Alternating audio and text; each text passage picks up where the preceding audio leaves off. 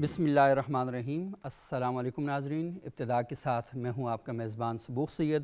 صبح بخیر ناظرین، جس دین کی ہم پیروی کرتے ہیں اس دین کو پھیلانے کے، اس دین کو اپنانے کے اللہ تعالیٰ نے اور اللہ کے رسول صلی اللہ علیہ وآلہ وسلم نے ہمیں کچھ طریقے بھی بتائے ہیں اور کچھ تقاضے بھی بتائے ہیں۔ قرآن حکیم میں اللہ رب العزت ارشاد فرماتے ہیں، ادعو الی سبیل ربک بالحکمہ والموعظۃ الحسنہ وجادلہم باللتی ہی احسن۔ اپنے حبیب سے، اپنے پیغمبر سے خطاب کرتے ہوئے اللہ نے فرمایا کہ اے حبیب، آپ نے لوگوں کو دعوت دین دینی ہے، اور یہ جو دعوت دین آپ نے دینی ہے اس کے 3 تقاضے ہیں، 3 طریقے ہیں جن بنیادوں پر آپ نے دین کی دعوت دینی ہے۔ پہلا طریقہ کیا ہے؟ بالحکمہ، حکمت کے ساتھ آپ نے دعوت دینی ہے۔ اور یہ حکمت کیا ہے کہ آپ نے تحقیق کر کے بات کرنی ہے، آپ نے ماحول کو سامنے رکھتے ہوئے بات کرنی ہے، لوگوں کے مزاج کو سامنے رکھتے ہوئے بات کرنی ہے، اور یہ دیکھنا ہے کہ آپ کی بات سے لوگ دین کے قریب آئیں، یہ نہ ہو کہ آپ کی بات سے کرنے سے لوگ دین سے دور ہو جائیں۔ اور دعوت کے طریقوں میں یہ والی بات کہی جاتی ہے کہ آپ جب بھی دعوت دیں تو اس بات کا خیال رکھیں کہ لوگوں کی ذہنی سطح کے عین مطابق ہو۔ اگر آپ لوگوں کی ذہنی سطح سے کم بات کریں گے تب بھی آپ پر اعتراض ہوگا، ذہنی سطح سے بلند بات کریں گے وہ بات کو سمجھ نہیں سکیں گے تب بھی آپ پر اعتراض ہوگا۔ تو اس لیے کہا جاتا ہے کہ تکلم الناس علی قدر عقولہم اتريدون ان يكذبون اللہ ورسولہ، لوگوں سے ان کی عقلی سطح کے عین مطابق بات کرو، یہ نہ ہو کہ آپ کی باتوں کی وجہ سے وہ اللہ اور اللہ کے رسول کو جھٹلانا شروع کر دیں۔ تو دعوت دین کے اصولوں کے اندر پہلی بات جو ہے وہ ہے حکمت، اور دوسری بات ہے مواعظ حسنہ۔ آپ ان کے سامنے وہ واقعات بیان کریں گے، وہ چیزیں بیان کریں گے، ان حالات واقعات کو پیش نظر رکھتے ہوئے بیان کریں گے تاکہ لوگ سنیں تو ان کے دلوں کا تزکیہ ہو، ان کے دماغوں کی تطہیر ہو۔ تو یہ بنیادی بات ہے۔ تیسری بات یہ ہے کہ کہیں آپ کو اپنے دلائل پیش کرتے ہوئے جو کج فہم لوگ ہیں یا ایسے طبقات ہیں جو آپ کی بات کو نہیں مانتے، آپ کی بات کو نہیں سنتے اور وہ آپ پر اعتراضات کرتے ہیں، تو آپ نے ان اعتراضات کو ایڈریس کرنا ہے مجادلے کے ذریعے۔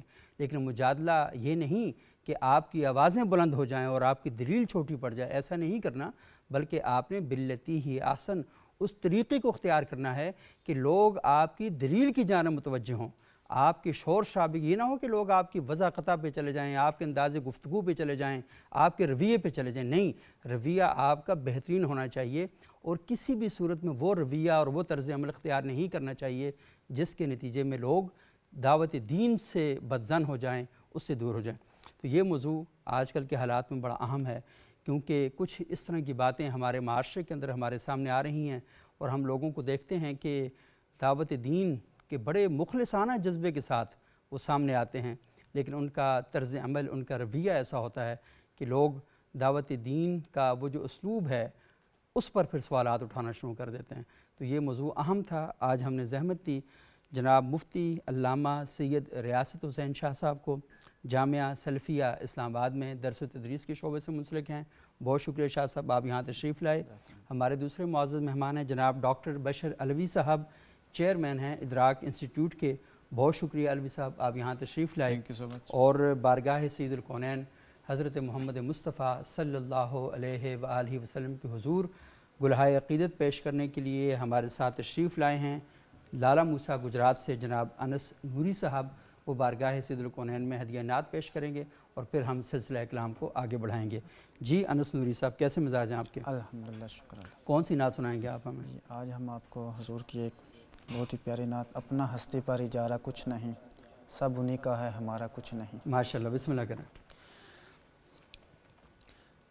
اپنا ہستی پر اجارہ کچھ نہیں، اپنا ہستی پر اجارہ کچھ نہیں، سب انہی کا ہے ہمارا کچھ نہیں۔ بیچ دیں خود کو انہی کے نام پر، بیچ دیں خود کو انہی کے نام پر، ایسے سودے میں ہسارا کچھ نہیں، ایسے سودے میں ہسارا کچھ نہیں۔ جو بھی ہے منگتا نبی کی آل کا، جو بھی ہے منگتا نبی کی آل کا، جیت اسی کی ہے وہ ہارا کچھ نہیں، جیت اسی کی ہے وہ ہارا کچھ نہیں، سب انہی کا ہے ہمارا کچھ نہیں۔ فیصلہ خالد ہے یہ قرآن کا، فیصلہ خالد ہے یہ قرآن کا، جو نہ رکھے ان کو پیارا کچھ نہیں، جو نہ رکھے ان کو پیارا کچھ نہیں، سب انہی کا ہے ہمارا کچھ نہیں۔ ماشاءاللہ ماشاءاللہ، بہت خوب اویس نوری صاحب۔ اچھا نوری صاحب، مجھے ایک بات بتائیں، یہ عرصے سے میرے ذہن میں ایک سوال پیدا ہو رہا ہے کہ جب نعت خواں حضرات نعت پڑھ آنکھیں کیوں بند کر دیتے ہیں، یہ کیا چکر ہے؟ بس یہ اپنا کیفیات ایسی ہوتی ہیں کہ ہم اپنا تصور گنبد خضرا کی طرف لے جاتے ہیں، اور اس میں یہی بات ہے کہ آنکھیں بند کر کے تصور میں تصور میں گنبد خضرا ساتھ میں ناز شریف اور حضور کا تصور بھی۔ اچھا جی، تو اس سے ایک وجدانیت کی کیفیت اور روحانیت کی کیفیت پیدا ہوتی ہے۔ بہت سرور سے پڑھتا ہوں میں اس طرح۔ اچھا، اور جدھر بعض دفعہ شہروں میں محافظ کے اوپر بھی لوگ اسی طرح ہی پوچھتے ہیں تو میں یہی جواب دیتا ہوں کہ اس طرح آج کل کے جو لوگ کرتے ہیں وہ میرے سے نہیں ہوتا، لیکن ایسے ہی آنکھیں بند کر کے حضور کے عشق میں پڑھتے ہیں۔ ماشاء اللہ، بہت زبردست اویس نوری صاحب۔ ناظرین، یہاں پہ ایک چھوٹا سا وقفہ لیتے ہیں، وقفے کے بعد دوبارہ آپ کی خدمت میں حاضر ہوتے ہیں اور سلسلہ کلام کو آگے بڑھاتے ہیں۔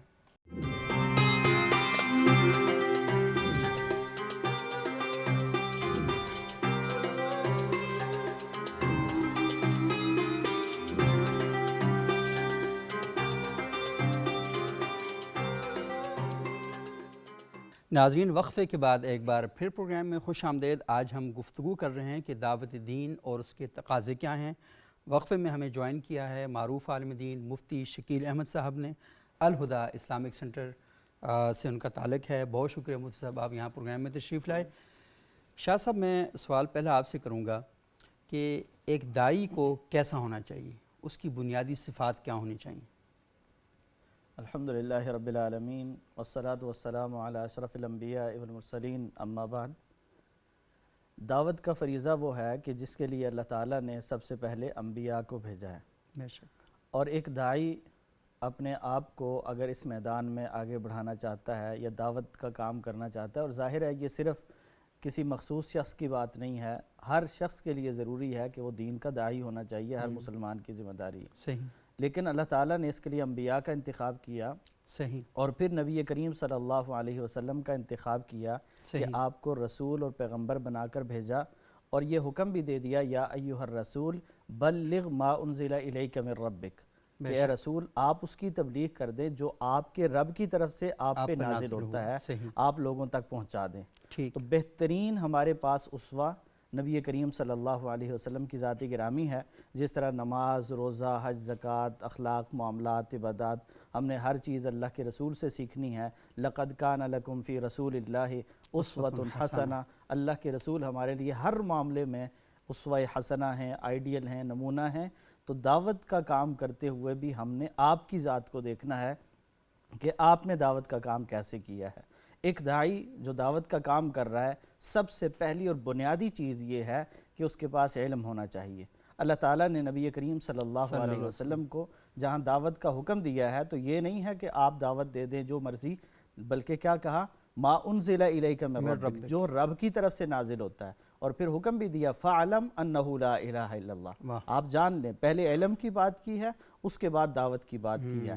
اور علم سے مراد یہ نہیں ہے کہ آپ کے پاس کوئی ڈگری ہونی چاہیے، علم کا مطلب یہ ہے کہ آپ جس چیز کی طرف بلا رہے ہیں، جس کام کی دعوت دے رہے ہیں، اس کا علم آپ کو ہونا چاہیے، اس کا علم ہونا چاہیے۔ تو سب سے پہلے تو علم ہونا چاہیے، علم کے بغیر دعوت کا کام نہیں ہوتا۔ دوسری بنیادی چیز یہ ہے کہ دعوت دینی کس کی طرف ہے اور کس کے لیے دعوت دینی ہے، اپنی ذات کی طرف نہیں، صحیح، کہ لوگ میرا نام لیں، میرا تذکرہ کریں، بلکہ اخلاص کے ساتھ اللہ کی طرف بلانا ہے۔ قرآن مجید میں اللہ تعالیٰ فرماتے ہیں وَمَنْ أَحْسَنُ قَوْلًا مِّمَّنْ دَعَا إِلَى اللَّهِ وَعَمِلَ صَالِحًا، اس سے بہتر بات اور احسن بات کس کی ہو سکتی ہے؟ جو اللہ کی طرف بلاتا ہے اور اچھا عمل کرتا ہے۔ تو داعی کی یہ بھی ذمہ داری ہے کہ وہ اللہ کی طرف بلانے والا ہو، اپنی ذات کی طرف، اپنے جاہ و جلال کی طرف بلانے والا نہ ہو، اپنا نام نہ چاہتا ہو، بلکہ رب کے کلمے کی بلندی کے لیے، اعلاء کلمت اللہ کے لیے دعوت دینے والا ہو۔ اسی طرح ایک داعی کی ذمہ داری ہے کہ وہ اچھے اخلاق کا مالک ہو، وہ نرم زبان رکھنے والا ہو، نرم اخلاق رکھنے والا ہو۔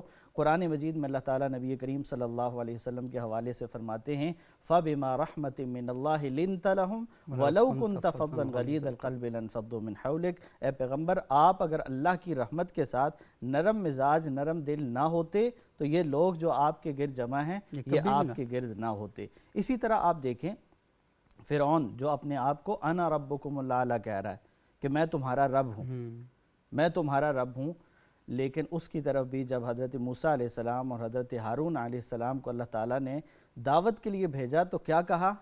فَقُولَا لَهُ قَوْلًا لَيِّنًا، کہ جب تم نے اسے دعوت دینی ہے تو نرم بات کہنی ہے۔ تو ایک داعی کی ذمہ داری ہے کہ وہ نرم زبان رکھنے والا ہو، نرم اخلاق رکھنے والا ہو، اور پھر سب سے بڑی بات جس کا ذکر آپ نے بھی کیا کہ وہ حکمت اور بصیرت رکھنے والا ہو۔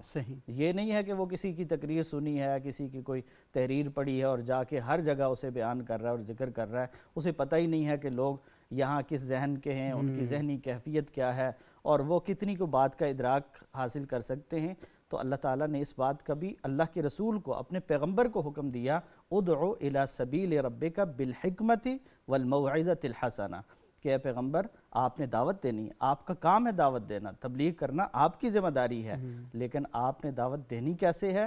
بالحکمت والموعظۃ الحسنہ، حکمت کے ساتھ کہ کب کس کو کس بات کی تعلیم دینی ہے اور کیا بات سمجھانی ہے، کس انداز سے سمجھانی ہے۔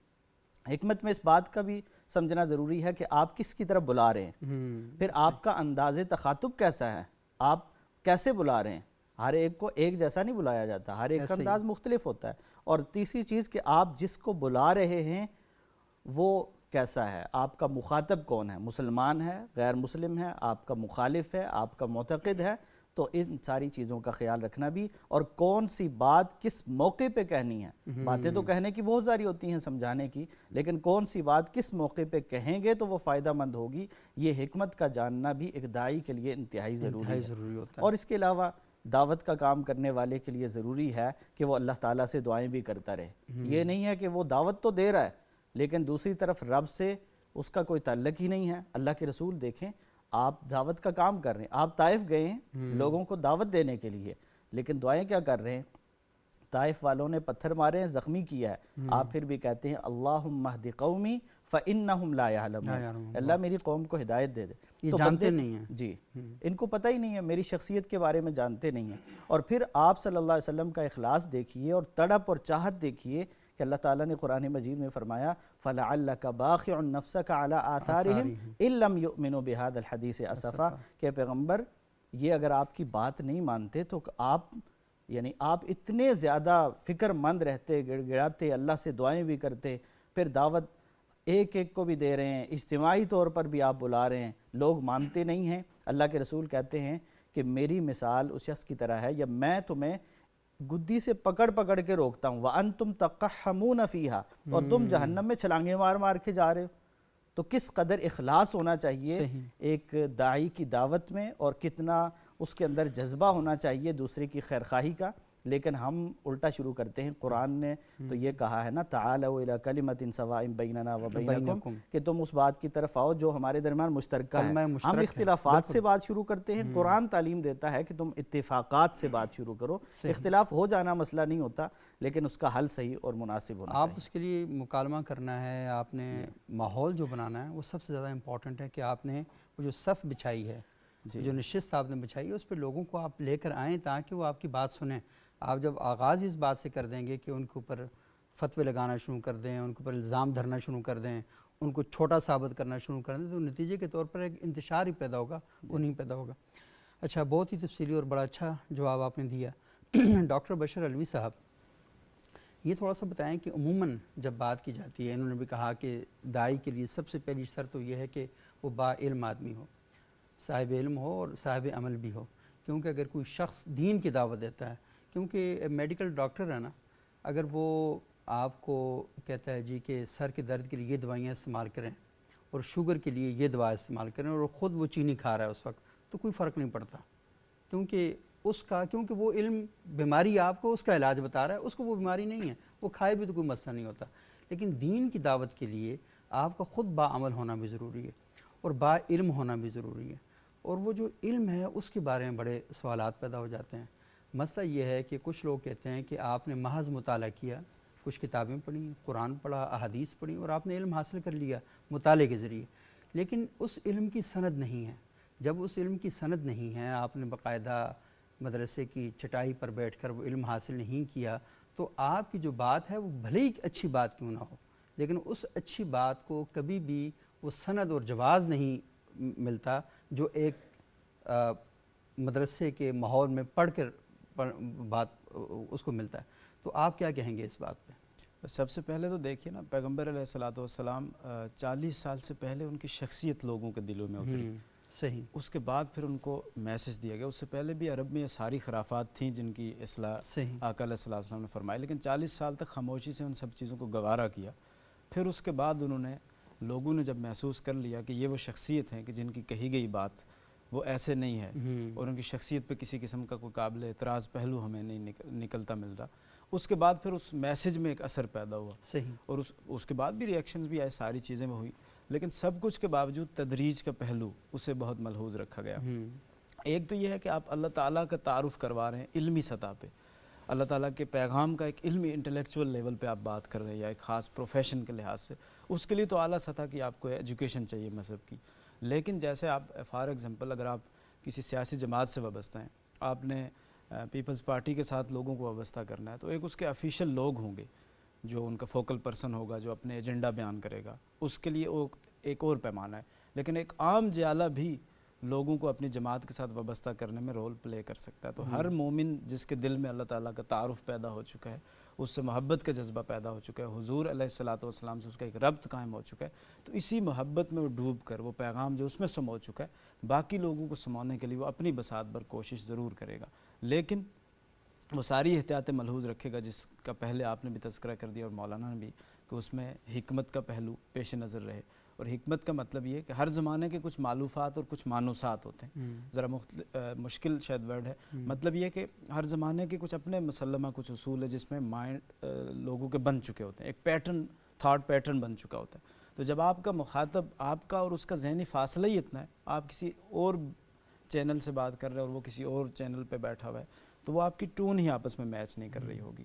تو ہمیں بھی صبر کر لینا چاہیے. جیسے 40 سال پیغمبر نے لوگوں کے ساتھ اپنا مزاج گھلنے ملنے میں وقت صرف کیا، پوری ایک ٹریننگ ہے نا پیغمبر کی، تو اس کے بعد پھر انہوں نے میسج کی طرف بڑھے. تو ہم جن لوگوں سے بات کرنا چاہ رہے ہیں، تھوڑی کوشش کر کے ان سے گھل مل لیں، کچھ دیکھ لیں، ایک دوسرے کے مزاج سمجھ لیں، جانکاری پیدا کر لیں.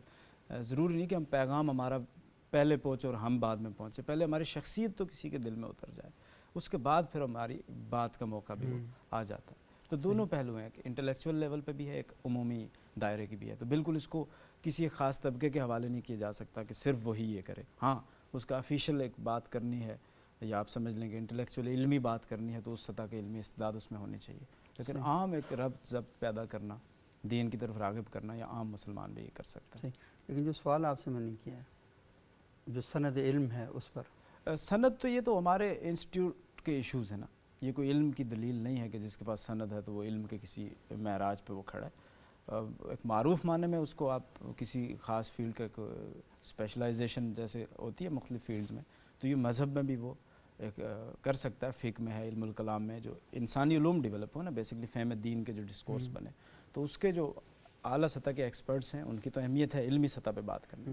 لیکن یہ کوئی معیار نہیں ہے کہ علم خاص کسی ڈسکورس کے ذریعے سے ہی آپ میں آ جائے گا. اس بندے میں نتیجے کے لحاظ سے اس فن کی مہارت ہونی چاہیے، اور ایک نیچرل پروسیس ہے، ظاہر وہ افراد کے ذریعے سے ہی ہوگا. تو اس نے خاص انسٹیٹیوٹ سے نہیں بھی سیکھا، لیکن کسی اور ذریعے سے لوگوں سے اس نے حاصل کر لیا وہ علم، اس ہدف تک وہ پہنچ گیا، تو اٹس اوکے. صحیح. اچھا مفتی شکیل صاحب، بڑا اچھا و تفصیلی ڈاکٹر بشر علی صاحب نے بات کہی ہے.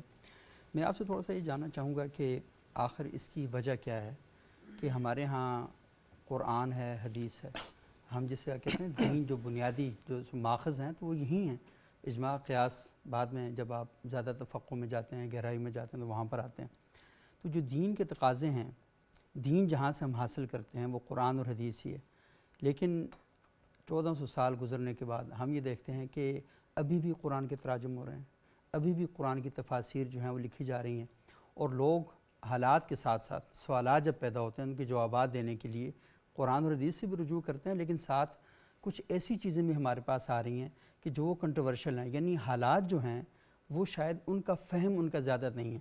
یعنی شاید عربی گرامر کا فہم بہت زیادہ ہے، صرف نحو کا جو ہے وہ زیادہ ہے ان کے اندر، منطق کو شاید وہ اچھے طریقے سے سمجھتے ہوں، لیکن جو حالات ہیں ان حالات کو نہیں سمجھتے. تو وہ جو دین بیان کر رہے ہیں وہ ایک طرح سے جو اصل مبلغ علم ہے وہاں سے تو وہ لے رہے ہیں، چیزوں کو اخذ کر رہے ہیں، لیکن حالات کو نہ سمجھنے کی وجہ سے جب اس کو جوڑتے ہیں تو انہیں لگتا ہے کہ نہیں، یہ معاشرہ تو سارے کے سارا دین کے خلاف کھڑا ہوا ہے، یہ تو اسلام کے خلاف کھڑا ہوا معاشرہ ہے. تو وہ حق بیان کرنے کے چکروں میں سوسائٹی کو ہی پورے کا پورا باطل قرار دے دیتے ہیں اور کہتے ہیں یہ بھی غلط ہے، یہ بھی غلط ہے، یہ بھی غلط ہے. سوسائٹی سوچتی ہے کہ یار ہمیں ایک اور عالم ہے، وہ کہتا ہے یہ ٹھیک ہے، یہ عالم کہتا ہے یہ غلط ہے. تو نتیجے کے طور پر سوسائٹی میں ایک ذہنی انتشار پیدا ہوتا ہے، اور اس انتشار کے نتیجے میں بجائے اس کے کہ ان افراد پر بحث ہو، دین پر بحث ہونا شروع ہو جاتی ہے. تو اس بات کو اتنا میں کھول کے نہیں کر سکتا، لیکن آپ تھوڑا سا مجھے بتائیں کہ ایسی صورتحال میں لوگوں کو کیا کرنا چاہیے اور علماء کو کیا کرنا چاہیے. جی بسم اللہ الرحمن الرحیم. آپ نے جو سوال کیا ہے وہ اصل میں ہمارے جو موجودہ حالات ہیں تو ان حالات کی طرف جو ہے وہ مشیر ہے، اشارہ بھی کر رہا ہے. واقعتاً یہ حالات ایسے پاکستان کے اندر نہیں بلکہ پوری دنیا کے اندر پیدا ہو چکے ہیں، اور اس کی بنیادی وجہ یہ ہے کہ جو داعی ہے یا دین کی دعوت دینے والے لوگ ہیں ان کی سب سے جو ایک بنیادی ضرورت ہے یا ایک بنیادی ان کی جو خصوصیت ہونی چاہیے اس کے نہ ہونے کی وجہ سے یہ جو کنٹروورشل جو صورتحال وہ پیدا ہو رہی ہے.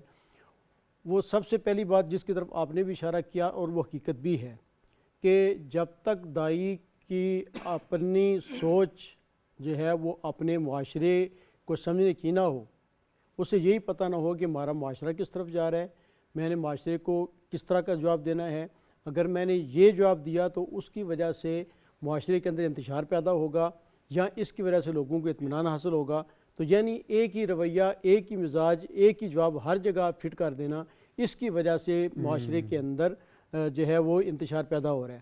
لیکن اگر کوئی آدمی معاشرے کی رگوں پہ اس کا ہاتھ ہے اور وہ سمجھ رہا ہے کہ اس جواب کا کیا اثر ہوگا اور اس جواب کا کیا اثر ہوگا، وہ سمجھ کے پھر جواب دیتا ہے، تو پھر اس کے اندر یہ چیز پیدا نہیں ہوگی. یہاں جو انتشار پیدا ہو رہا ہے وہ لوگوں کے اور علماء کی مزاج کی وجہ سے پیدا ہو رہا ہے. بعض علماء جو ہیں ان کا مزاج شدت پسند ہے، ٹھیک ہے، وہ ان سے جب کوئی سوال کیا جاتا ہے تو اپنے مزاج کے مطابق اس کو ڈھنڈ دیں گے، جھڑک دیں گے، جس کی وجہ سے مطلب ہے کہ اس کا مزاج اور طرح کا، لوگ متنفر ہوں گے.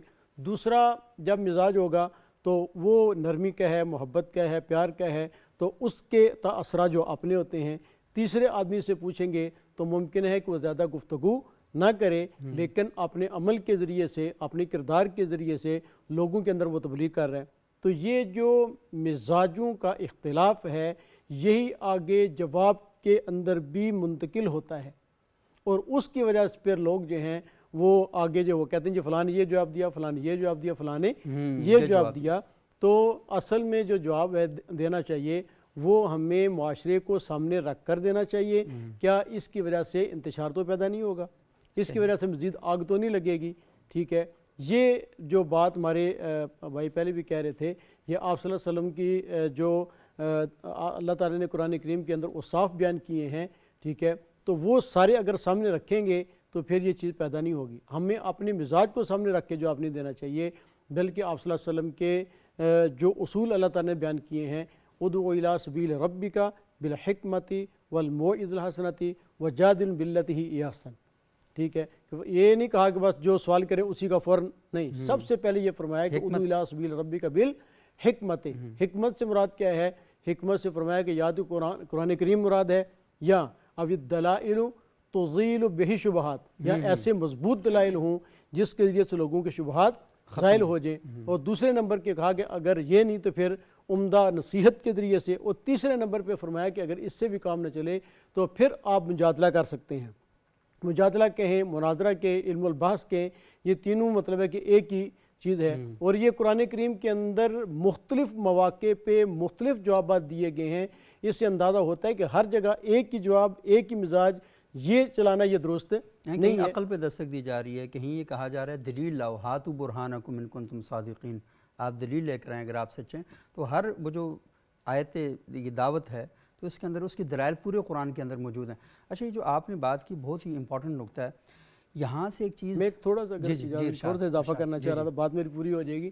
اب قرآن کریم کے اندر دیکھیں تو سائل کے سوال کے اعتبار سے اور خود سائل کی شخصیت کے اعتبار سے قرآن کریم کا انداز بدلتا جا رہا ہے. صحیح. ٹھیک ہے، کسی جگہ فرمایا کہ اگر آپ کو قرآن کریم کے بارے میں شک ہے، ان کنتم فی شکم فی ریب مما انزلنا، اگر جو ہم نے قرآن اتارا ہے اس میں تمہیں شک ہے، ٹھیک ہے، تو فأتوا بسورۃ من مثلہ. صحیح. ٹھیک ہے، یہاں اسقاط ہے، یعنی اگلے کو چپ کرانا ہی مقصود ہے، اس لیے کہ یہاں جو سائل ہے وہ اس کی طبیعت معاندانہ ہے، اس کا مقصود بات سمجھنا نہیں ہے، ٹھیک ہے، بلکہ شریعت پہ اعتراض کرنا ہے، تو اس کا یہ جواب دیا. اسی طرح اگر آپ دیکھیں ایک اور جگہ بھی اللہ تعالیٰ نے فرمایا کہ وہ غالباً فرعون کے بارے میں نا کیا کہ وہ کہتا تھا کہ میں ہی بڑا رب ہوں. کیا وہاں بھی اللہ نے فرمایا کہ ٹھیک ہے، ان کو یہ جواب دیں کہ میرا رب تو مشرق سے سورج کو طلوع کرتا ہے، فأت بہا من مغرب، تم مغرب سے تو لے کر یہاں سائل کیسا تھا؟ وہ خود خدائی کا دعویٰ کر رہا تھا، تو اس کے لیے یہی. لیکن اور آگے قرآن نے کہا فَبُہِتَ الَّذِي کفر، ہاں کہ اس سے جو انکار تھا نا اس کو. ہاں لیکن اسی کے بالکل متصل اگر تھوڑا سا آگے جائیں تو ایک پیغمبر علیہ السلام غالباً حضرت موسیٰ علیہ السلام ہے، مولانا اگر غلطی کرو تو بتا دینا، ٹھیک ہے، جو واقعہ تو کہا کہ اللہ تعالیٰ آپ کیسے زندہ کرو گے مردوں کو، کیف تحیی الموتیٰ، کیف تحیی الموتیٰ، تو فرمایا کہ اولم تؤمن، کیا آپ کو اس پہ اطمینان نہیں ہے؟ ٹھیک ہے، انہوں نے کہا اللہ تعالیٰ مجھے اطمینان تو ہے، لیکن میں چاہتا ہوں کہ میرے قلبی، میں اپنے دل کو مطمئن کرنا چاہتا ہوں. یہاں اطمینان قلب مقصود تھا. تو پھر اللہ تعالیٰ نے یہ نہیں کہا کہ یہ کیوں سوال کیا اس طرح، بلکہ پوری تفصیل بتائی فَصُرْفُنَّ إِلَيْكَ. تو دونوں آپ دیکھیں کہ جب ایک اللہ کا منکر وہ سوال کر رہا ہے، وہاں جواب اور طرح کا ہے، فَبُہِتَ الَّذِي كَفَرَ، وہاں اسقاط چپ کرا دیا. اور جس جگہ اطمینان قلبی چاہ رہا تھا وہ اپنی تسلی کرنے چاہ رہے تھے، اللہ تعالیٰ نے پوری ترتیب بتائی کہ 4 پرندے لے لو، پھر ان کو پہاڑوں پہ رکھو. تو ہر جگہ پتہ چلا کہ ہر جگہ ایک جواب نہیں دینا چاہیے، بلکہ اپنے سائل کو بھی دیکھنا چاہیے اور سائل کے سوال کو بھی. یہ قرآن کریم میں حضرت اور بھی کافی سارے ہیں. اور مطلب اس بات توحید کے لیے اتنے واقعات ہیں اور ہر جگہ واقعہ مختلف ہے، بندے مختلف ہیں، اس کی وجہ سے جو تجزیہ کفار مکہ نے کہا ہر چیز کہ ان کیا ہے یہ ربا جو ہم لیتے ہیں، یہ بیع اور ربا ایک ہی چیز ہے، تجارت اور سود. ٹھیک ہے، تو حل اللہ البیع وحرم الربا. اللہ تعالیٰ نے یہاں بھی کہہ دیا کہ ٹھیک ہے، وہ نہیں تم سمجھنا چاہ رہے، پھر میری یہاں حاکمانہ انداز اختیار کیا کہ اللہ نے اس کو حلال کیا، اس کو حرام کیا.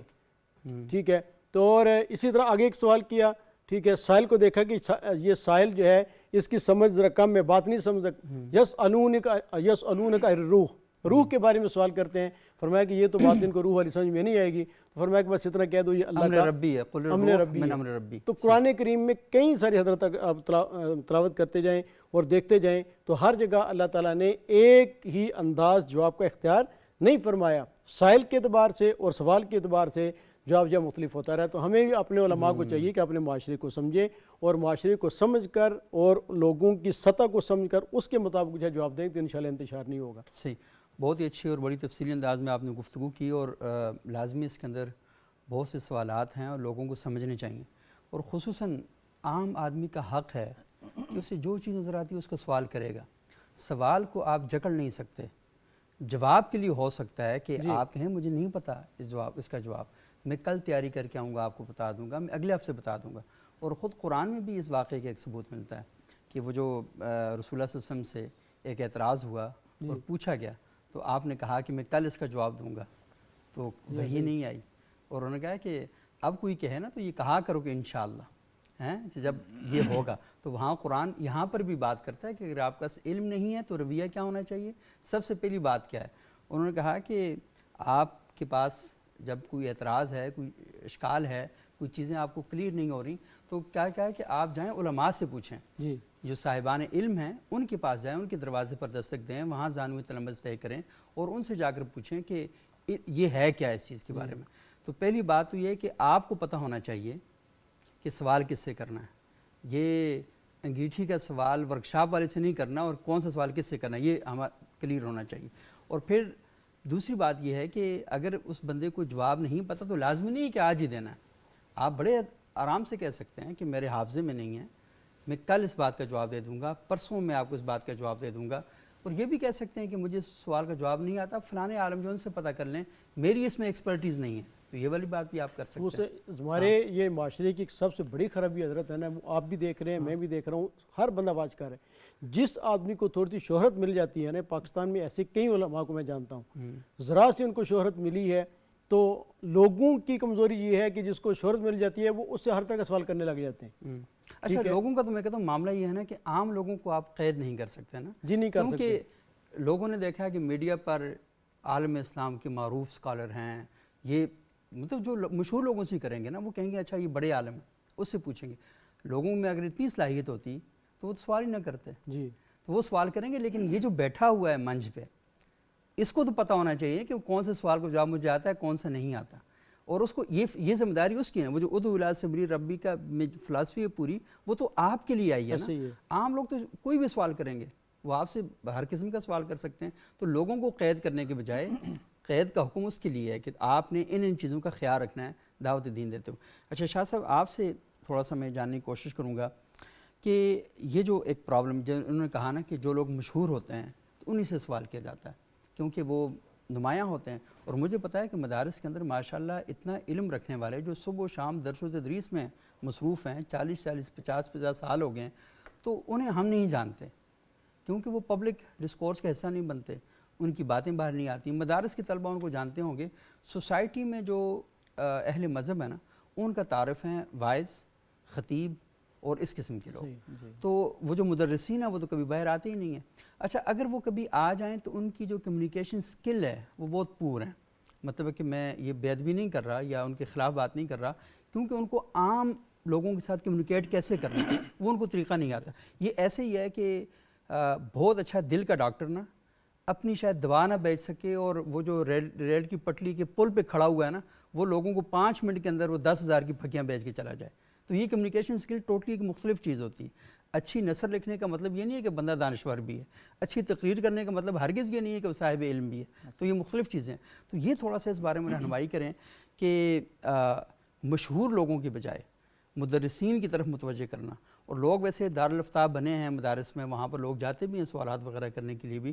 تو لوگوں کو یہ کیسے رہنمائی کی جائے کہ ٹھیک شخص سے آپ کا جو سوال ہے وہ کیسے کیا جائے؟ جی دیکھیں، بنیادی طور پر ہمیں یہ سمجھنا چاہیے کہ اللہ تعالیٰ نے یہ حکم نہیں دیا کہ آپ مشہور لوگوں سے پوچھیں، یہ حکم نہیں دیا کہ آپ خطیبوں سے پوچھیں، آپ ٹی وی پہ آنے والوں سے پوچھیں. اللہ تعالیٰ نے حکم دیا ہے فَاسْأَلُوا أَهْلَ الذِّكْرِ إِن كُنتُمْ لَا تَعْلَمُونَ. اگر تمہیں کسی چیز کا علم نہیں ہے تو آپ اہل علم سے پوچھئے، جو اس فن کا ماہر ہے آپ اس سے پوچھئے. صحیح. لیکن جیسے آپ نے ذکر کیا، ہمارا المیہ یہی ہے کہ جو بڑے علماء ہیں ہم انہیں پروموٹ نہیں کرتے، اس جگہ تک لے کے ہی نہیں آتے کہ وہ لوگوں کے سامنے کھڑے ہیں اور لوگ پھر ان سے پوچھیں. وہ تو اپنی مسند پہ، اپنے مدرسے میں، اپنے ادارے میں ہی رہ جاتے ہیں اور جنہیں کوئی بات کرنی آ جاتی ہے تو وہ آگے نکلتے ہیں وہ باتیں، تو پھر نتیجہ یہ نکلتا ہے کہ لوگ ظاہر ہے جس کو جانیں گے وہ تو اسی سے پوچھیں گے، ایسے ہی ہے۔ ان کے لیے تو وہی سب سے بڑا علامہ اور فہامہ ہے، جو ان کے سامنے تقریر اچھی کرتا ہے، جس کی سر ان کے مطابق ہے، جس کا بول چال کا انداز ان کے مطابق ہے، تو وہ تو سمجھیں گے اس سے بڑا عالم کوئی نہیں ہے، اگرچہ اسے قرآن بھی صحیح طرح سے پڑھنا نہ آتا۔ بہت سارے ایسے لوگ ہیں جو واعظ بنے ہوئے ہیں، جو بالکل صحیح کہہ رہے ہیں، ممبر و محراب کے بالکل وارث صحیح بنے کہہ رہے ہوئے ہیں، لیکن انہیں قرآن پڑھنا نہیں آتا۔ تو یہاں میں گزارش کروں گا، وہ جب فضائل قرآن کی کانفرنس میں گفتگو کر رہے ہوتے ہیں وہاں قرآن غلط پڑھ رہے ہوتے ہیں۔ ایسے ہی تو عوام سب سے پہلے تھوڑا سا شعور سے کام لے کہ کون عالم ہے اور کون صرف خطیب ہے، اسے اس بات کو سمجھنا چاہیے، اور پھر ان خطباء کو بھی چاہیے کہ وہ اللہ سے ڈرتے ہوئے، اپنی شہرت کی خاطر نہیں بلکہ اللہ سے ڈرتے ہوئے وہ عوام کو علماء کے ساتھ ملائیں، وہ کردار ادا کریں۔ وہ اگر خود ہی فتوے دینے لگ جائیں گے تو پھر ایسا ہی نتیجہ نکلتا ہے جو ہمارے ہاں ہے، ہر دوسرا چوتھا آدمی، ہمارے ہاں 3 چیزیں نا وہ کہتے ہیں بڑی ہر بندے میں ہر پاکستانی میں پائی جاتی ہیں، ایک فتویٰ، آپ کوئی مسئلہ پوچھ لیں، عالم بیٹھا ہوگا، اس کے ساتھ بیٹھا ہوا اس کا ڈرائیور ہو، اس کا چوکیدار ہو، کوئی بھی ہو، وہ کہے کہ میرے سے پوچھیں نا، میں بتاتا ہوں آپ کو، یہ تو عالم ہے، ان سے بعد میں پوچھنا، میں آپ کو بتا دیتا ہوں، پہلے میں کئی تجربہ ایسے کر لوں۔ واقعات سامنے آئے ہیں۔ اسی طرح دوسری چیز ہمارے ہاں نا مشورہ ہر آپ نے کسی سے مشورہ لیا یا نہیں لیا، اس نے آپ کو دے دینا ہے، اور تیسرا آپ کو کسی بیماری کا ذکر کر لینا، 8-10 بندے بیٹھے ہوں گے تو ہر بندہ آپ کو کوئی نسخہ بتائے گا، ہر بندہ ڈاکٹر ہے، ہر بندہ عالم ہے، اور ہر بندہ مشہور مشورہ دیتا ہے۔ آپ نے بھی آزما کے دیکھ لیا تھا نا، تو آپ نے کہا مجھے کوئی بیماری ویسی شاید آپ نے لکھا تھا فیس بک پہ، وہ ہاں اس کے نیچے جو مطلب ہے 450 لوگوں نے مجھے بتایا جی یہ کریں۔ تو یہ ہے کہ عوام کو علماء سے پوچھنا چاہیے، اور علماء سے مراد وہ ہیں جو قرآن و حدیث کے ساتھ جڑے ہوئے ہیں، جنہیں اس مسئلے کا علم ہوتا ہے۔ خطباء ان کو یہ چاہیے، ان کو اپنا کردار اس طرح سے ادا کرنا چاہیے کہ وہ لوگوں کو علماء کے ساتھ ملائیں، جوڑیں، اور پھر ہر سوال کا جواب دینا ہر جگہ پہ ضروری نہیں ہوتا۔ ہو سکتا ہے آپ سے سوال ہوا ہے، آپ کو اس کا جواب آتا بھی ہے، لیکن آپ کسی حکمت کے تحت اس کا جواب نہیں دیتے، ایسے ہی ہے۔ یا یہ بھی ہو سکتا ہے کہ آپ سے سوال ہوا اور آپ کو جواب نہیں آتا، تو کوئی اس میں ڈرنے والی بات نہیں ہے۔ آپ دیکھیں امام مالک رحمہ اللہ سے 50 سوال پوچھے گئے، ایک آنے والا آیا کہ میں اپنے علاقے سے، وہاں کے لوگوں نے مجھے بھیجا ہے، علماء نے بھیجا ہے، آپ کے پاس یہ 50 سوال ہیں، ان کے جواب چاہیے، تو آپ نے چند سوالوں کے 14 یا 16 یا مختلف روایات کے مطابق آپ نے چند سوالوں کے جواب دیے، اور باقیوں کے بارے میں کہا کہ اللہ عالم، میں نہیں جانتا، امام مالک نہیں جانتے، تو اس نے کہا میں اپنے علاقے میں جا کے کیا کہوں گا کہ اتنا بڑا امام جس کی اتنی شہرت ہے اور اتنا نام ہے کہ وہ امام و دار الہجرہ ہے، اللہ کے رسول کی مسند پہ بیٹھ کے حدیثیں پڑھاتا ہے، تو اس نے مجھے جواب ہی نہیں دیا اتنے سارے سوالوں کا، تو کہا کہ میں تمہیں یہ کہہ دوں کہ اللہ عالم، یہ میرے لیے خیر کی بات ہے یہ کہ میں کوئی غلط جواب دوں اور پھر رب مجھ سے پوچھے کہ تم نے کیا بتایا ہے، تو ہمیں یہ ڈرنا چاہیے۔ دارالافتاء کا آپ نے ذکر کیا، دارالافتاء میں تو صرف نکاح، طلاق، وراثت کے معاملات، اس کے علاوہ اور کوئی چیز نہیں آتی۔ کسی نے آج تک آ کے پوچھا ہو میں فلاں کاروبار کرنا چاہتا ہوں، حلال ہے یا حرام ہے، جائز ہے، فلاں جگہ رشتہ کرنا چاہتا ہوں، ٹھیک ہے یا ٹھیک نہیں ہے، ہمارے لوگ تو جاتے ہیں ان لوگوں کے پاس جنہوں نے باہر تختی لگائی ہوتی ہے کہ محبوب قدموں میں، اور پتہ نہیں کیا کیا، وہاں عند ربی، آپ فرما دیجیے اس کا علم تو میرے رب کے پاس ہے، ہاں علم تو مطلب یہ ہے کہ ہر سوال کا جواب دینا ضروری بھی ایسے ہی نہیں ہوتا۔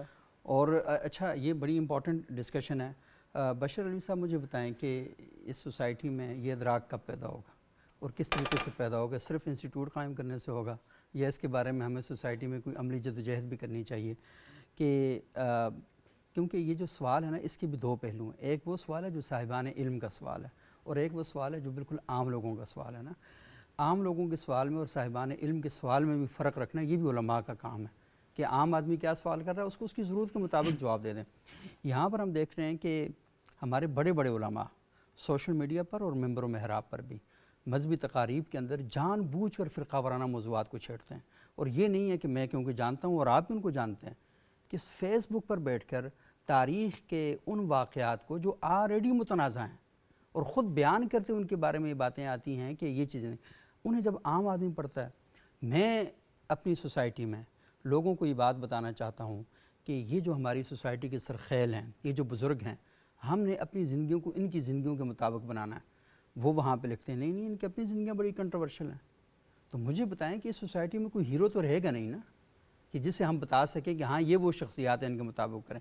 تو ہم پوری تاریخ سے کھرچ کر کتابیں کھنگال کے, ہم نے کتاب اس لیے نہیں پڑھتے کہ وہاں سے کوئی علم کا پہلو ہمیں ملے, ہم تاریخ کی کتاب اس لیے پڑھتے ہیں کہ وہاں سے اس کے خلاف کیا مل رہا ہے وہ ہمیں ملے, تو اس کے مطابق پھر ہم اپنا ذہن بنائیں. تو یہ جو ادراک ہے سوسائٹی کو کیسے دینا ہے ذرا بتائیں.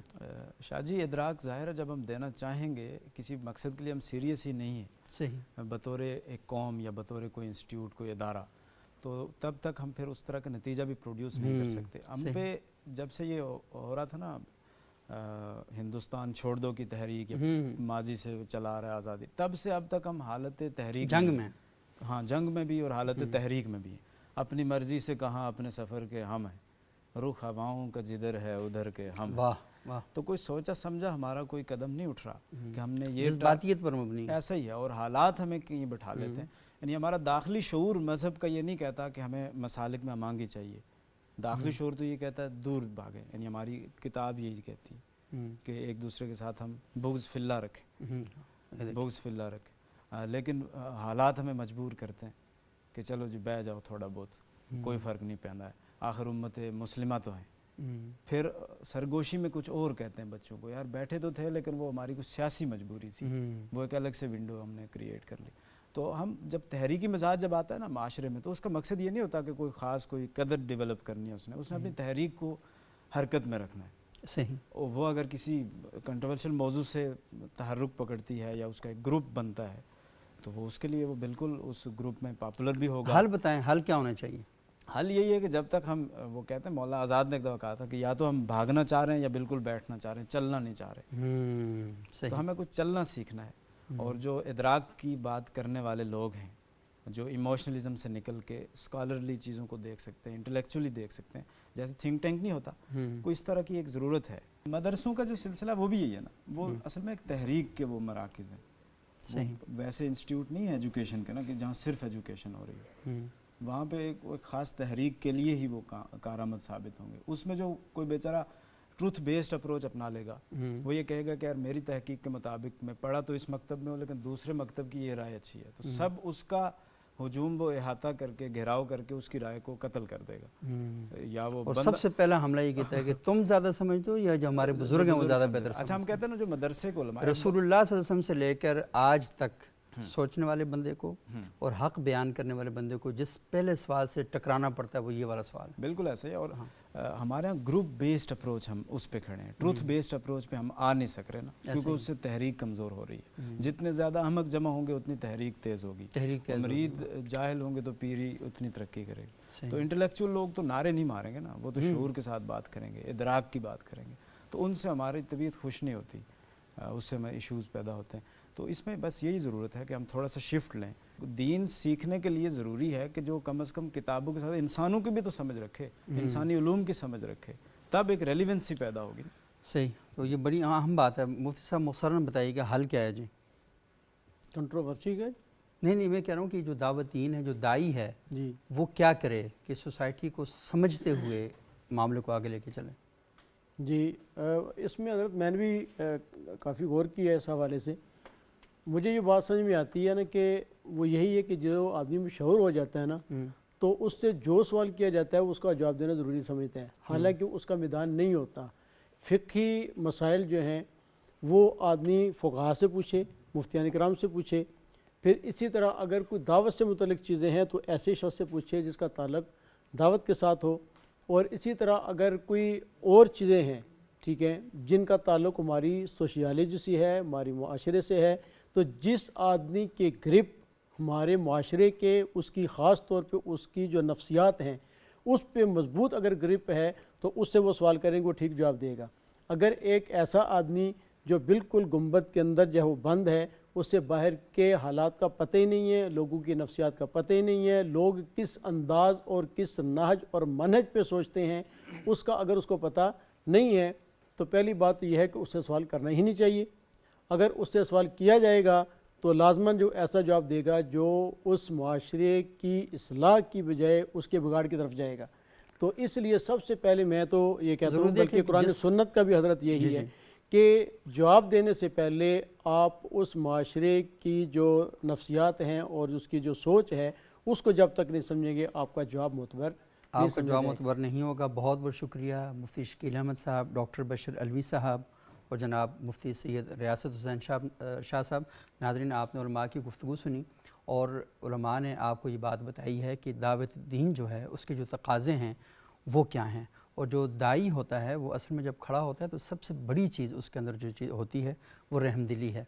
रसूलुल्लाह सल्लल्लाहु अलैहि वसल्लम ताइफ की पहाड़ियों पर पत्थर खाने के बाद, जिस्म को लहू लहान करवाने के बाद वहाँ खड़े होते हैं और खड़े होकर आसमानों की जानब देखते हैं, अल्लाह से दुआ करते हैं, या अल्लाह इस कौम को हिदायत दे, ये मुझे नहीं जानती। अगर ये जज्बा अगर आपके अंदर नहीं है तो आप दीन के दाई भी नहीं हैं। तो दीन की दावत कोई आसान काम नहीं है, इस पर बहुत ज़्यादा गौर होश करना चाहिए और अपने आप को मिजाज रिसालत से हम आहंग करना ये बहुत ज़्यादा इंपॉर्टेंट है। अगले प्रोग्राम में इंशाअल्लाह मज़ीद किसी मौजू पर गुफ्तगू करेंगे। इजाज़त दीजिएगा, बहुत शुक्रिया, अल्लाह हाफ़िज़।